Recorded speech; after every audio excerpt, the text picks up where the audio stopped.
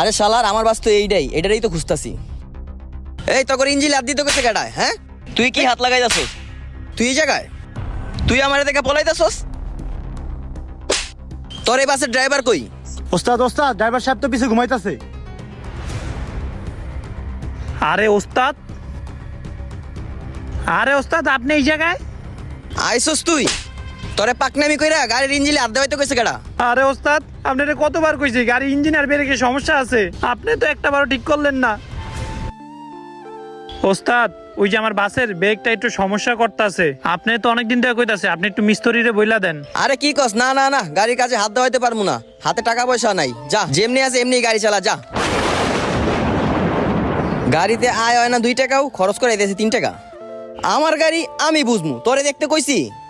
ওস্তাদ, বাসটা তো আমি চালাই, আর আমার যে 40টা যাত্রী থাকে, ওই যাত্রীর জীবনের দায়িত্ব তো আমার হাতে।